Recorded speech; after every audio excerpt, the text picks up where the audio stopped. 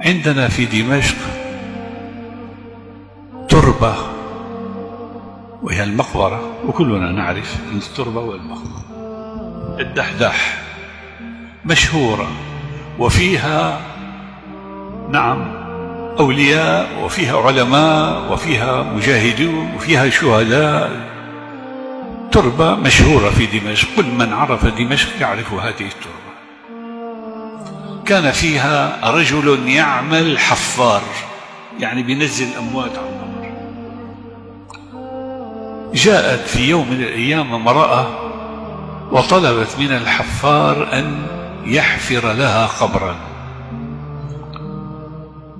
حفر القبر، وبعد ساعة جاءت الجنازة وليس معها كثير من الناس، يعني بضعة رجال. أنزلت الجنازة إلى الأرض، وفتح صندوق الجنازة، وحمل الميت ودلي في القبر، وكانت الحفار في القبر تسلم الجثة وأراد أن يضعه في القبر. في هذه الأثناء ينفتح القبر ويصبح روضة من رياض الجنة. أنا أقول هذه حادثة واقعية وليست خيالا ولا من قصص ألف ليلة وليلة، وإنما قصة واقعية. أغمي على الرجل لما رأى، ورأى اثنان جاءا على أصيلة فرس وأخذ الميت وذهبا به. أغمي على الحفار، فاللي حول القبر ما رأوا ما رأى، هو الذي رأى فقط هو الذي رأى.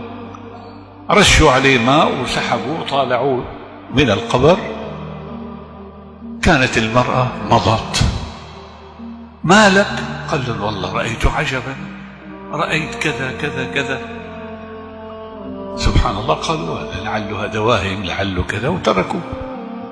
مضت شهور، جاءت المرأة مرة ثانية بعد شهور وطلبت من الحفار أن يحفر قبر. حفر القبر، جاء الميت حمله ووضعه في القبر، ففتح له روضة من رياض الجنة. وجاء ملكان أخذاه منه، لكنه تجلد، ما أغمي عليه، وعلى طول خرج من القبر وتبع هذه المرأة. تعالي، من أنت؟ ومن أين، بأي مكان جئت؟ قل له يا رجل سيبني بمصيبتي. شو مصيبتي؟ قال هذا ولدي أصبت به، وكان قبله عندي ولد آخر أصبت به من أشهر. قال أنت صاحبة الرجل الأول؟ قالت نعم. ما لك، لماذا تسأل؟ قال والله رأيت عجبا، الأول لما وضعته فتح روضة من رياض الجنة، والثاني كذلك.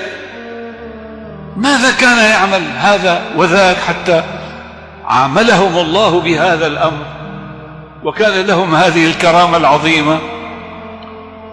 قالت له أما الأول فكان طالب علم،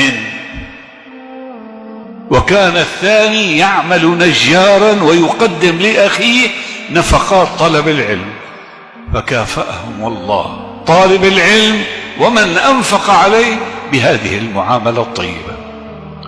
هذا الحفار رأى هذه الحالة وسمع هذا الجواب، ترك المقبرة ونزل منها إلى جامع التوبة، الجامع الذي نعيش نحن فيه.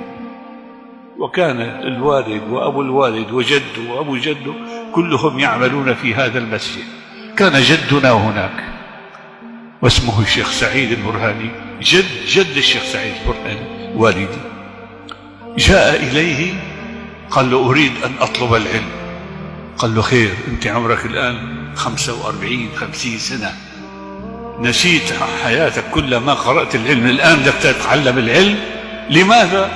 قال لأنه صار معي كذا كذا كذا. قال له خلاص اتكل على الله ويلا ابدأ في طلب العلم. جيب الأجرومية، كانوا يتعلموا الأجرومية ويحفظوها ويتحفظوا متون وكذا، وبدأ واشتغل حتى صار من كبار العلماء.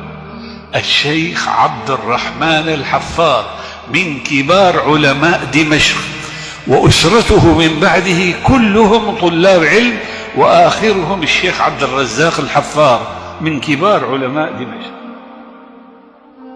هذه القصة أنقلها لكم لأبشركم بأن طالب العلم هكذا يعامله ربه.